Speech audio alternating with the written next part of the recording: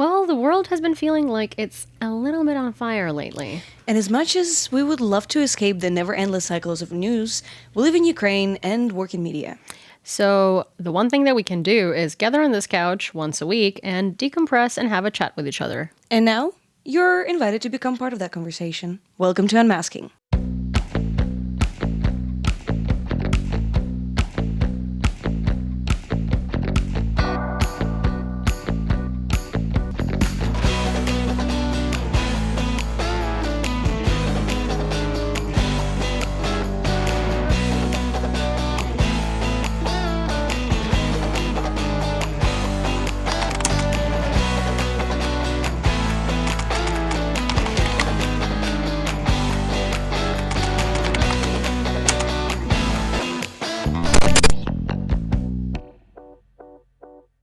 Yulia, what are we talking about today?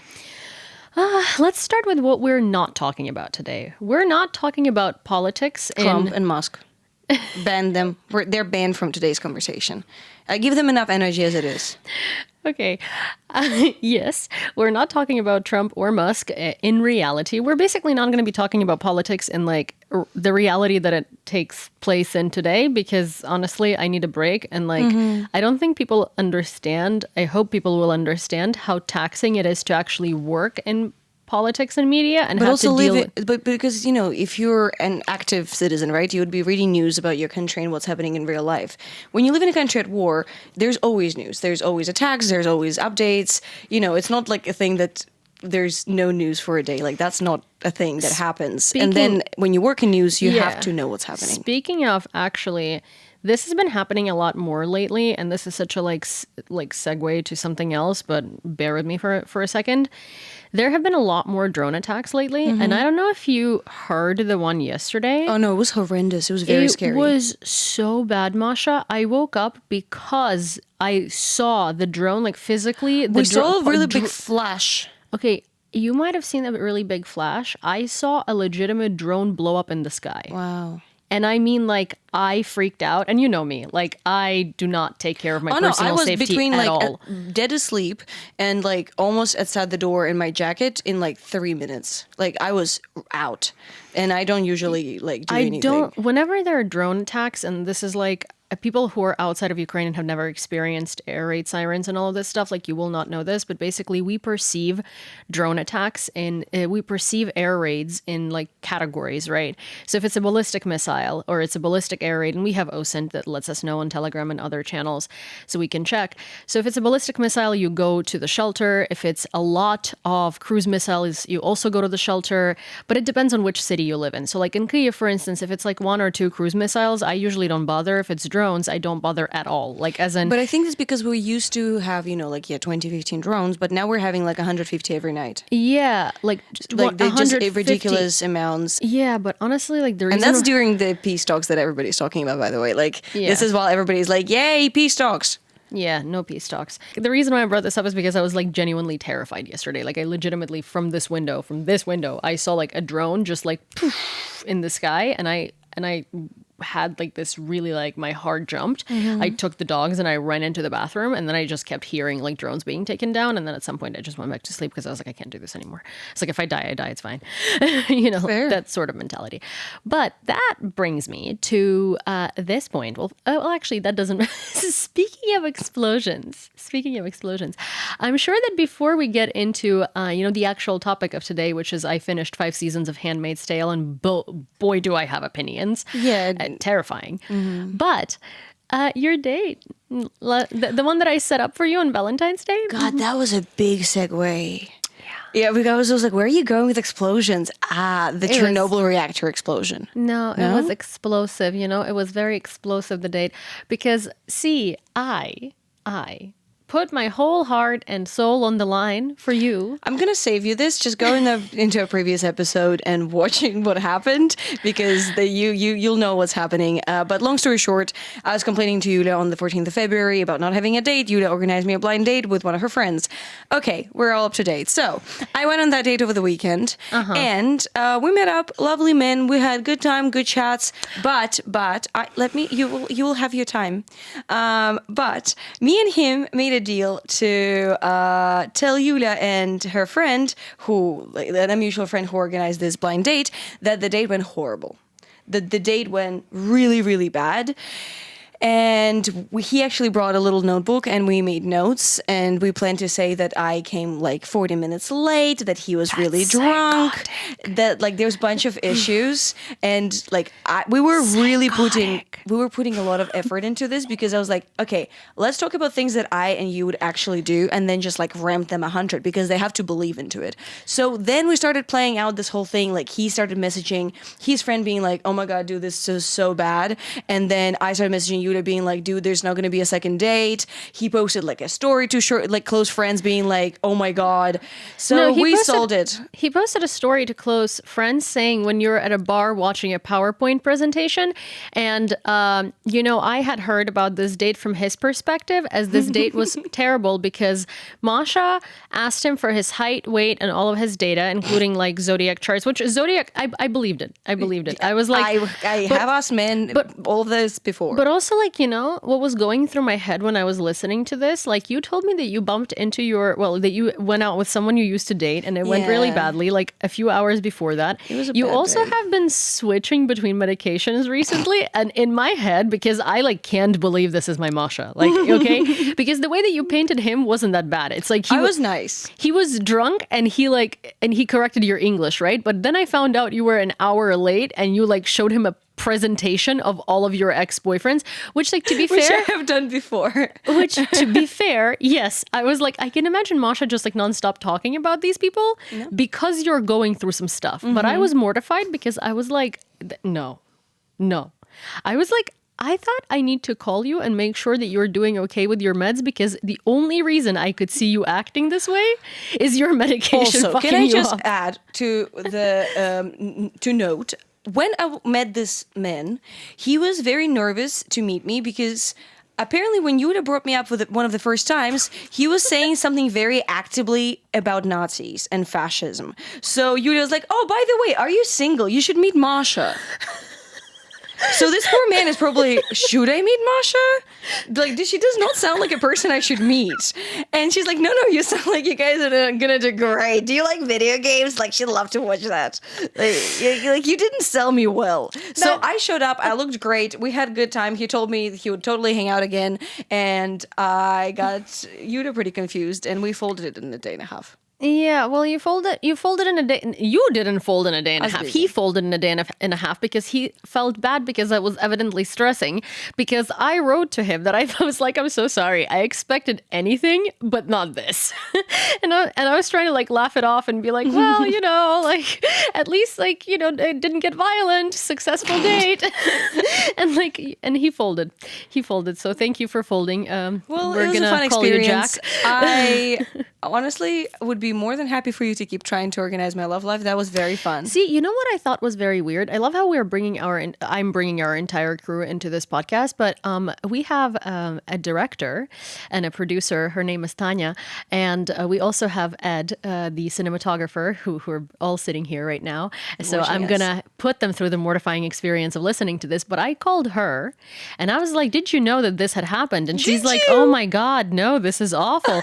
And then at the end of this like faux pas that I'm telling her about, which is like, you're meeting this drunk guy who is like correcting your English, and you were late and talked about horoscopes and all of your exes. She's like, yeah, that sounds like Masha. No. She was like, yeah, do you want to like matchmake for me? And I was like, after this? And then I find out from Ed, our lovely cinematographer, at a bar randomly that everybody was aware that this was a setup except for me. I just told Tanya. I didn't tell Ed. Did I? I did tell Ed. I forgot. I have very bad memory.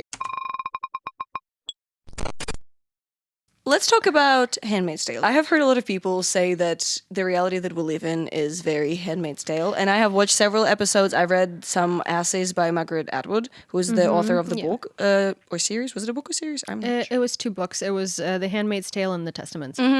So yeah, tell me your feedback. So I'm going to preface this with saying that this was my first time watching it, and I didn't like binge watch it in one night. It's 5 seasons, an hour each, 10 heavy. episodes. Yeah. But the thing is, when it came out back in the day, I think it actually came out when Trump was running for president for the first time. 8 years ago. Yeah. So when it first came out, I couldn't watch it because, like, for me at that time, I was very depressed, and anything that was politically charged or anything Yeah, that I was still like can't watch it. difficult, I couldn't do it. I actually like, this is my type of like the show that makes you think a lot and the show that like sort of depicts reality and politics. It's like it's weird that this is my job because this is also my hobby. So it's an interesting mixture, but I couldn't watch it at the time. And then lately, obviously, everybody on like TikTok and Instagram and everywhere is like is saying that America is turning into Handmaid's Tale. And I was like, you know what? I'll watch it. In a course of a week, I watched all 5 seasons because basically I would You have just more time than me, dude. no, like I just can multitask, and like if I'm doing mindless work, then I have this playing in the background. So yeah, so I watched the whole 5 seasons, and you know what? I understand why people compare it to what's happening in America today or like in the world today because of the misogyny, but like right, people think that it's an exaggeration because The Handmaid's Tale is like so blatant where like women literally live there in order to either decorate their husbands as like the wife or in order to breed, like literally Incubators. be used as breeding stock and like or servants, right? Yeah. So this is extreme. But the way that The Handmaid's Tale portrayed a government takeover and people not seeing signs. In fact, there are a lot of flashback scenes to the time before. So in The Handmaid's Tale, basically this organization called the Gilead takes, or Sons of Jacob rather, they take over government parties and they start infiltrating the government until they finally violently in a coup take over the United States government. Sounds familiar, doesn't it? Yeah, and they call themselves the Gilead instead of the U.S., and they create this like dystopian reality where basically you have commanders and their wives, then you have just like blue collar workers and their wives, and if they're lucky, they're assigned a wife, and then you have handmaids that serve families that are infertile, and men can't be sterile in this world, only women. So it's like if you can't have a baby, It's that's a only woman's woman's fault. fault. So you have to have a handmaid, and it's essentially Isn't it interesting that, like, first of all, it was written quite a while ago. Like, Yeah, it's not an in the recent 80s. piece. Yeah. Yeah.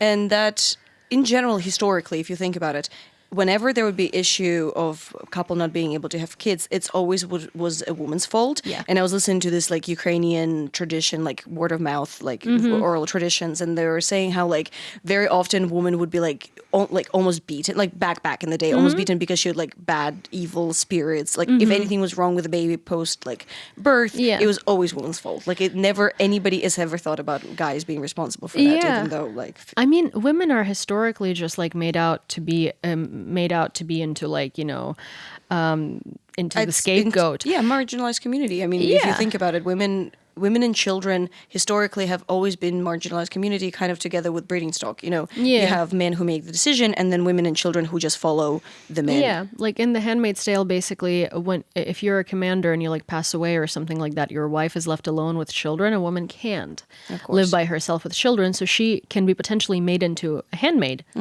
if she's fertile, and if she's not fertile, she can be made into a Martha, which is like a servant, or I don't know, like basically the Gilead commanders, which are all men, decide what her fate is going to be. Ooh, She can't also just be like a very widow. interesting. She can like remarry maybe Well, because if a someone woman will doesn't take have her. a reason to live other than to serve a man. Yeah, that's pretty much what it is. And their whole thing is that, like, you know, the population rate is declining and that Gilead is this, like, green country where everything is perfect and the birth rates are growing. And this is how they achieved it. And I mean, there is a lot to it that isn't just that, to be honest. And there's so much more. There's like this person, one of the commanders, who's like known as the architect of the Gilead, and actually he doesn't even believe in all of these theocratic like ideals. He's an economist, and for him it was interesting to create this theocratic society for the idea of an economical experiment or an idea of like how the society But would doesn't work. it feel like that's the world that we live in now? Like instead of us having leaders who are humanist, you know, like people who care about humanity and about us all having, you know, equality and good ways to live and just, you know, caring about us being human and having Yeah. the best human experience possible. We kind of have leaders who are looking at their countries and looking at their people as resources, right? They're looking at us as ways to earn money and looking at us honestly as an experiment, especially with everything that's been happening between like the peace deals in America and Ukraine. Yeah. Like when somebody comes to your country and says, you know, first of all, it's your fault and all of that stuff. But then every time Ukraine comes up as a discussion, it's kind of like just this piece of land or Yeah. these resources that America wants to take. So it's either Russia who wants to take resources or America who wants to take resources. And I feel like I always thought of Ukraine. I'm curious what you're going to say here. I always thought of Ukraine as a feminine character. Yeah, And because Ukraina is like, she and in it's Ukrainian, yes, people say like fatherland, but I always thought of Ukraine as motherland. Like it's motherland, very, yeah. I just doesn't associate Ukraine with like a very masculine energy, even though like we have warriors who are protecting our land. But every time I kind of imagine, like these statements, I just see this like people pillaging this like woman. And I think this is kind of just the energy that's a lot of us are feeling, that like our fundamental human rights are being taken away. Yeah. And people are finally waking up to that reality. And I think that's very scary. And it's very empowering when you realize you can do something about it, but it's very terrifying to think you're a little cog in the machine and you can do nothing about it. There are also like two things that I look at when, or that I think of when you say that. Like one is, those people that constantly diminish women and diminish women's value in society are also the same. But women do that too. Yeah, but I mean, we're taught to hate each other, right? Yeah. We're taught to bicker. We're Yeah, taught it's to patriarchy. like be pit against each other. So what I think about is like most of the comments that I get that are like super anti-Ukrainian and very misogynistic, they all come from like very far right people. And you know what's funny about it is that when you talk about intellectualism or anything like that, they're like, shut up, you stupid woman, right? But when you talk about the war, they're like, why aren't you fighting? Yeah, I get a lot of those comments, and like But I thought I was supposed to be back in the kitchen birthing you babies and like repopulating and just, I don't know, when you doing talk, my wifely duties. Yeah, yeah, and looking also good. when you are a Ukrainian woman and you talk about dating foreigners online, even if You get a lot of hate. a lot of hate, and both actually from Ukrainian men And for foreign men, and yeah. from foreigners, because you're like this. What do they call it? Not. Well, it's kind of like the same idea of you choosing but- not a Ukrainian man, but like No, but a Ukrainian men actually have a word for it. It's like haля or something like that. maybe I've seen You that. know what? You know what I mean? It's like kind of like Karen, but for Yeah. a woman who like dates foreign men, right? And it's funny to me because there is no. It's not easy, I'll tell you. There's no nuance to it whatsoever, right? No. It's like the fact that you moved, like either one of us did, from a different country back here after like 8 or 10 years and 14 years respectively, and you think in English, and that's the only reason you're dating foreigners because it's difficult for you It's to just like. easier for you to relate to them. Yeah, it's not like I'm looking for foreigners because like I need a rich dude to like. I don't know. I think they're better than Ukrainian guys. I just genuinely struggle speaking Ukrainian half the time, especially if I've been doing work or thinking in English or reading or writing or But doing also, anything in even English. anyone else, like any other girl that doesn't speak English or something, who like I don't know, had to flee her home and go to like Prague or somewhere else and met a guy from like a different country and they just fell in love. Like, what is your deal? But I don't think it's difficult because we live in a world where men abroad are against us, right? And they're looking for every flaw. And we live in the world where our own men in this country are looking for every flaw as well. I don't know if it's men and women per se. I think it's in general, people are just so separated and so pointed against each other. And everybody is, we all are being told to look for those others. Those others that are dangerous, bad, difficult. And, thankfully in Ukraine, we're pretty clear on who those others are. Yeah. It's, the people who are trying to murder us every day. So when you have that very obvious, villain, you know who you're fighting against. But when it's not very sure, when you're suffering and, people come and say, well, you're a white lady, you're doing fine, you're not suffering. You're going to tell them, well, fuck off. Because like my suffering is equally as important as your suffering, right? Yeah. But it's not it's really easy to blame Olympics, yeah. But at the same time, like Americans will, I've gotten many comments before under content that we make, being like, well, Ukraine doesn't look that bad. Like our cities in America look worse. Like where, like the drug problems or, like different Ukraine things they bring is up. the largest by area country in Europe. And also we're showing most of the time cave, the area that's best protected. And because there are also the most people living here currently, and also right? I don't actively go out of my way to like hang out by destroyed buildings that were hit by drones the night before. Yeah, I mean, I don't actively seek those spots out. I go out of my way to not go there, I actually think that brings us pretty well towards what I wanted to discuss. Well, if you don't mind, I actually thought of something like a little before. This brings me to actually a comparison in Handmaid's Tale, which is why I think most of the people react to it so viscerally, as in like we live in this, right? As you said, we're so divided and we're being pitted against each other and divided, whether it be like women or different people or whatever. So in the Handmaid's Tale, you have these like different ranks, right? You have Marthas, you have aunts who are these like older women that basically train handmaids handmaids to be raped every month for, childbirth. And then you have handmaids and stuff. And they're all pitted against each other and they're taught not to trust each other. And they all... That's the basis of, they don't want to form connections. They want to find something about each other to hate. So they would spy on each other. And so they would But that's the base of, like witch trials. That's the base of communism. You're constantly looking for somebody bad. Exactly. And the other thing was, that really struck me, and I think it was literally in the first episode or maybe in the second, but it was in the first season, where the main character, she was having flashbacks to the time before Gilead, and she said like, oh, when they ravaged the Constitution, we didn't wake up. When they took away rights, we didn't wake up. When they started like pillaging communities and marginalized communities, we didn't wake up. When they started doing this and that, we didn't wake up, right? And she's like, and now it's too late. Yeah. And we woke up, right? And now we woke up, but it's That's something I'm gonna just quickly reflect on that. That's something I've actually been thinking a lot this week. I think the biggest lesson that we all can take after surviving this past 2 months of this 2025 hell of a ride that we've had so far is that we need to look very honestly into ourselves and into our communities and into our environment and ask ourselves, how much worse can it get? And what can we do to make it not worse? What can we do, if not to make it better, but at least to make sure that it doesn't get worse? Because nobody's going to come and save us.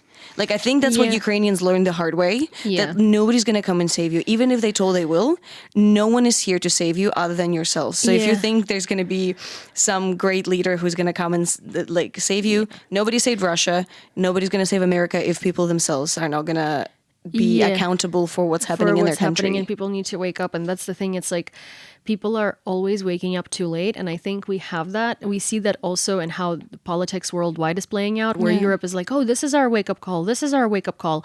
I think we're on like wake up call number 55. I don't even know anymore. Things are still changing very slowly. I was actually talking to someone from the Estonian parliament today who was very candid. And he said that like, I'm finally seeing not just talk, but action. And he's like, wow, we're finally here after like 100 something times that we've said that this was the wake up call. So maybe this is finally it. So to Americans, I hope that you don't miss that wake up call. And I do want to say that for those people that did watch The Handmaid's Tale and felt like, this reminds me of so many different events. Actually, Margaret Atwood wrote it after most of the world's empires. So the Roman Empire, she included the rise of Hitler, the rise of Stalin, the rise of Ceausescu, the rise of Mussolini, all of these people. And she was a very, very brilliant woman. She took all of these regimes and took parts of these regimes and wrote them into The Handmaid's Tale. And the interesting thing is that her own description of what she's writing about is that it's fiction, but it's not necessarily, it's like theoretical fiction. So it's something that could happen in the near future. And she wrote this in the 80s. Yeah. So what, 40 years later, we're here, right? And so it's almost like somebody read that as a teenager and was like, that sounds like a great plan. Yeah, but I mean, it's just by the book for every dictator and every fascist regime takeover. Shouldn't have made, a step-by-step guide how to create a really bad world for women in America. Yeah. We're not going to blame her, but... Yeah. But, I mean, women in the Gilead, literally, unless you were a wife, you didn't even have a name. Until 1991 or 1999, I need to check that, women in America could not say that their husband raped them. That's very recent. Like, there's a lot of rules that, you wouldn't think that could be not legal or illegal now. And they're backtracking on it, too. A lot of things are moving backwards when you think that, like, there's no way to move back. Like, we need to be moving forward. There is a way. But all I want to say is that, even though the reality right now might feel very dark, and it feels dark in Ukraine as well. But, we're about to start in spring, and Americans can bite me because somebody told me that spring is like 21st of March. It's not. It's the 1st of March. So bite me. But I think for people to understand us better and... they might be asking, like, how the hell did I get here? We ask ourselves that question all the time. So I think we should talk about how did we get to Ukraine. I don't think we need to, give the backstory of, like, how we got to out of Ukraine, but at least, like, how we ended up here. But I also want to ask people that are watching this, if you were to just, like, stand up and not think about anything and ask yourself a question about your life, like, at the moment, and be like, how the fuck did I get here? And do you like where you are at? How would you describe the answer to that question in 3 sentences because I'm very curious to read those. And actually, in a little bit, I'm gonna read Masha some comments that we received on Nice. across all platforms under this podcast, also across other platforms. Also, this podcast is now on Spotify and it's also on Apple Music. So if you prefer those platforms, you can listen on it there. You can listen to it there. But anyways, how the fuck did you get here? How the heck did I get here? Many choices. I often say that I make choices in my life with the logic of, will this make my autobiography better? And it does. It does. The stories are great. The mental health is suffering. The bank account is not great, but the stories are amazing. Long story short, I moved back to Ukraine in end of summer 2023. I was 24 years old, was working in a Montessori preschool in Australia. I was really loving that. 24 years old. I was watching you on TikTok talking about Ukraine, following obviously, Russia's war in Ukraine, but still living in Australia with my ex. Watching me on TikTok talking about Ukraine. Yeah. Yeah. And I was planning to finish my relationship. I already was thinking about leaving. The relationship was coming to an end. I felt very strongly towards coming to Kyiv after my first visit after the beginning of full-scale war. And there was just a lot of signs, and I'm not going to go into details, but I had also like this witchy woman, a very long story, but she pretty much told me, she's like, honey, just move to Ukraine. You're going to be fine. She's like, you live far away from your home where is war. And she knew nothing about me. You can tell me that she like read about me on Facebook. Like I made sure that she would know anything about me, and it was over voice. And this woman told me things like right away. She's like, you live far. Australia is not the right place for you. She's like, America, Australia, and it's both places where I lived. Yeah. And then she's like, yeah, you're in a relationship where you don't want to be, because he would love to be more like you, but he cannot give you what you need. And I was like, yes, it's true. And I was like, snorts, tears, all of it. And pretty much what she said to me, she's like, follow your gut, move where you need to do, move where you need to move, and do what you were here to do. And what you're supposed to be doing is telling stories and amplifying voices of those who needs to be heard. And she's like, and I just remember vividly, I've thought about it recently. She's like, you're going to be making videos and these videos are going to be watched by millions. And I was like, cool. I always wanted to make videos. And now, a year and a half later, I have been making videos and amplifying people's voices. She's really cool. And she didn't take money from me because she said, which for me was like a really big moment, because she was like, she gave me like an hour of her time. Yeah. She said, it's my honor to help you on your way because you're going to help many people. And I was like, Oh, well, that's a supernatural divine intervention. yeah, very natural divine intervention. And after a lot of suffering packing my stuff from Australia after 8 years of living abroad, I moved to Ukraine with one big suitcase, one carry-on suitcase, and 2.5 boxes that traveled for 9 months from Australia by ship, by plane, by train, and by car. I actually remember your boxes that you received and how happy you were because we were already friends at that point. Oh, yeah, because I literally were living out of one suitcase and my sister's clothes, which she hates when I do. Yeah, your sister is also like 18, so it's so funny. Yeah, I take a lot of her clothes, thank you. Yeah. But I remember your boxes because you texted me and it was literally about like, oh my God, my it was like Christmas. Yeah. I forgot what I had there. I was like, oh my God, this woman has good taste. Yeah. I did not have a psychic tell me to move to Ukraine, to be honest. I wish. I'll give you her number. Yeah, please do.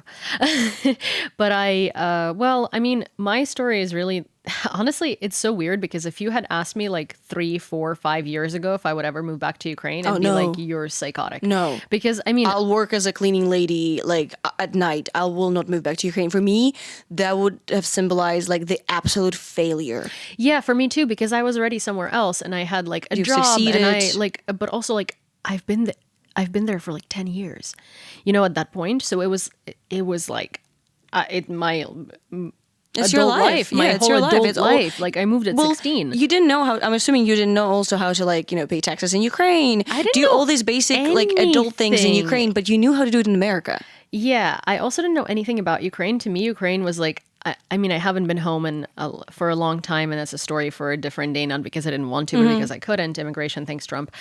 But anyways, I couldn't go home. So for me, Ukraine was like stuck back in like 2013, like pre-revolution of dignity. And like, to me, it was a very sort of like backwards, not like, see, I always loved Ukrainian history and what Ukraine symbolizes, but like the modern society, the very Russianized society that kind of, really did sort of emulate Russia in a way. I was not into it. But anyways, the war started. My priorities really changed because the day that the war started, actually, I woke up that morning and I tested myself for COVID. I never had COVID.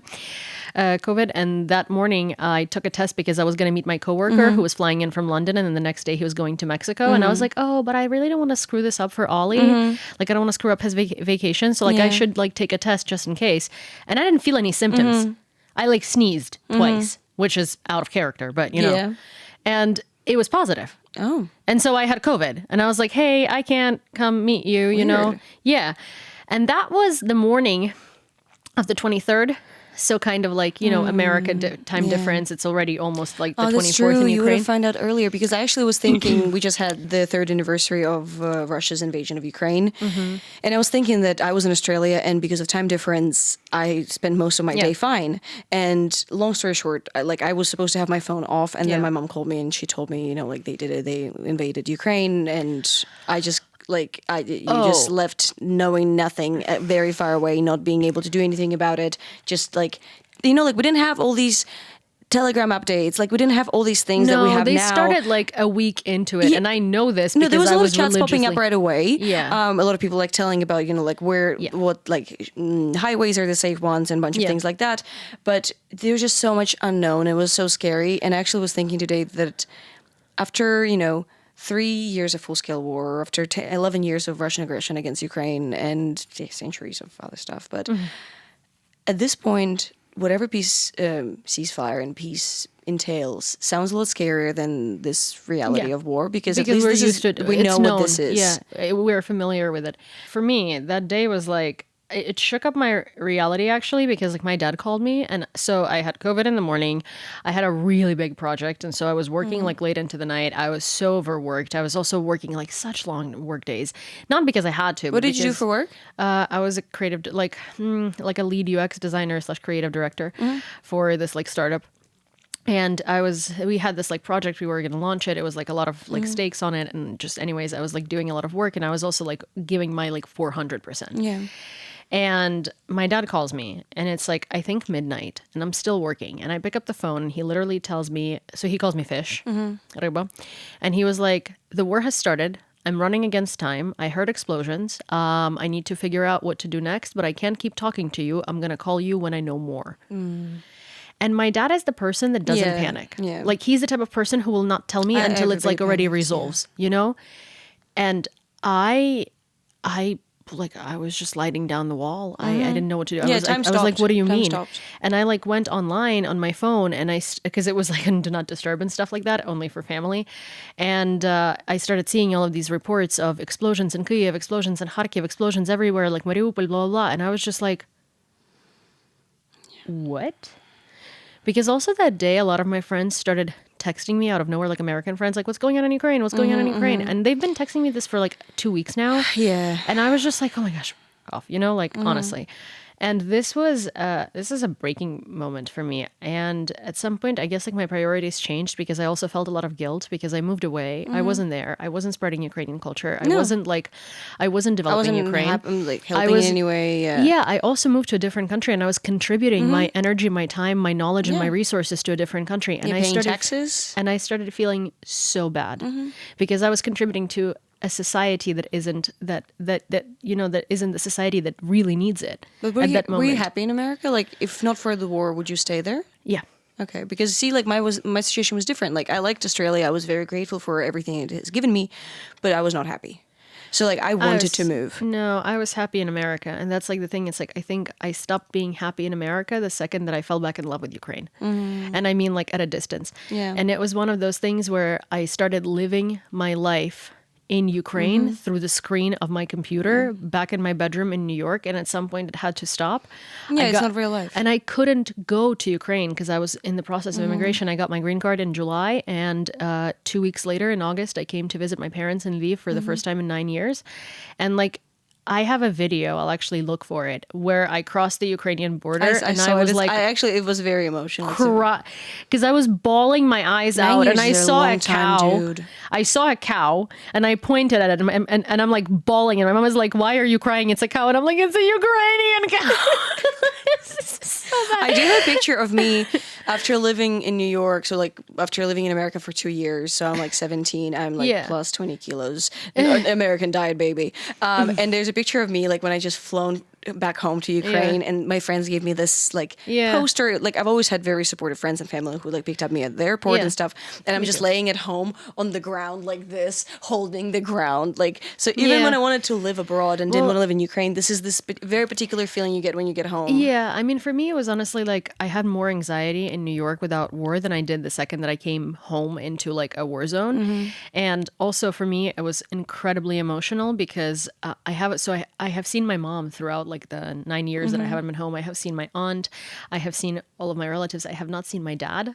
And I'm daddy's girl. Yeah. Like my dad is my dad, he has called her many times. I know he does. But honestly, I think for me, like one of the most pivotal moments is like I wanted to hug my dad. Like, you know, throughout like the 9 years and anytime I needed a parent, like I really wanted my dad because it's like, you know, it's your father. And I think I blacked out when I first saw him because I haven't seen him in 9 years. Aww. And like, I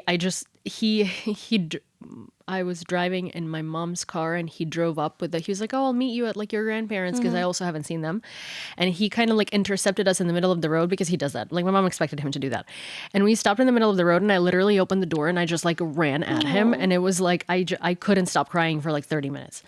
Like, and it was just, I mean, I am actually like, I'm remembering it, but yeah, I mean, I'm very happy to be home and I'm very happy that I can see my dad and I'm very happy that I can see my grandparents. Very grateful every day to be here. Like the fact that, you know, the war brought both of us back home is, you know, as heartbreaking as it is incredible because I think this war has taken away so much, but it also has given many people the realization of what's important, who is important and how you want to spend your life because you don't know how long your life is going to be.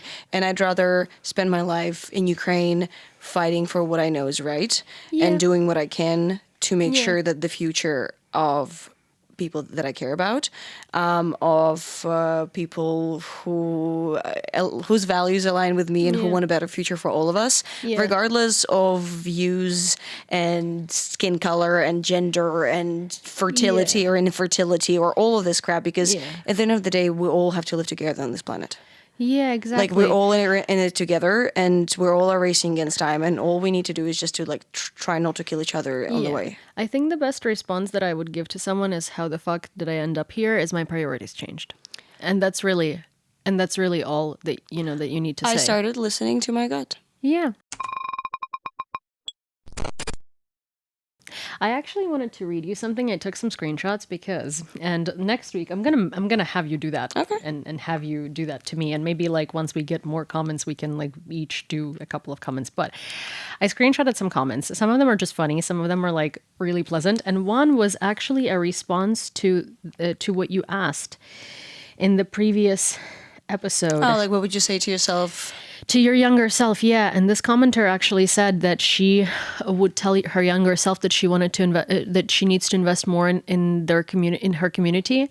And I felt that so bad because that's how I felt. This is why I moved here. Is because I feel like I should have contributed more to my community, which is Ukrainians in Ukraine, like yearning to make this country better, you know, not sort of making yourself better in a country that already had everything. And that was kind of my shtick. and then, so we cut up a couple of like excerpts from this. We made some reels from. We made some reels. We made some shorts. I posted them on TikTok and like Instagram and whatever. And one of them was about Masha saying that she wants a medal from Zelensky for bringing men to Ukraine. Yeah, and the TikTok comments on that video, Masha. I think I spoken the truth for many women. Okay. Okay, girl, totally support you, but I really want more Korean men here. BTS maybe, the whole crew immediately, question mark. But it's not this comment that literally killed me. It's the response to it from some other person. And the response is, not to be a buzzkill, but taking into account our circumstance, you better specify which exact Korea you want the men to come from.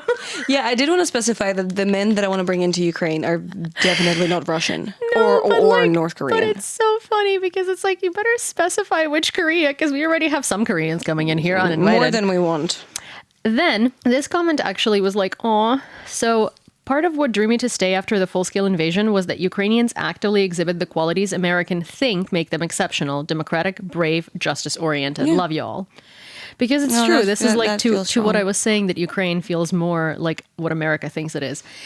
The Una reverse card with you wanting a foreigner to get a green card from you, which is illegal, by the way, I'm reminding you.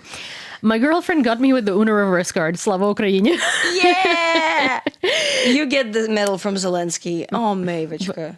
I'm going to read this comment. I sent it to you already, but I honestly, and the girl actually responded to me on Instagram saying that it was her, and I've spoken to her before, so it was kind of nice to put like a face on the person. But I think this comment gave me so much like meaning in life, because this is what I wanted this podcast to be.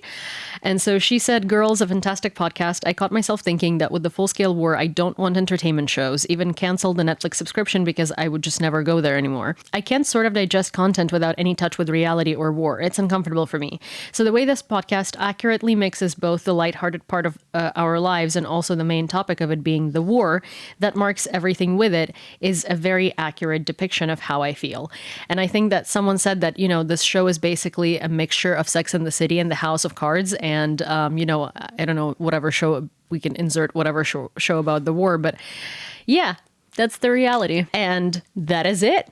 Yeah, thank you for being part of the Unmasking. Make sure to subscribe not to miss our future episode. Like, write your comments. How the fuck did you get here? Let us know in 3 sentences. And yeah, also don't forget to like turn on your notifications, because, you know, you don't want to miss these beautiful ladies coming back to your screen every week. And also, please petition my dogs to not move in with Masha, because I think they're ready to pack their bags. Don't do this to me. bye.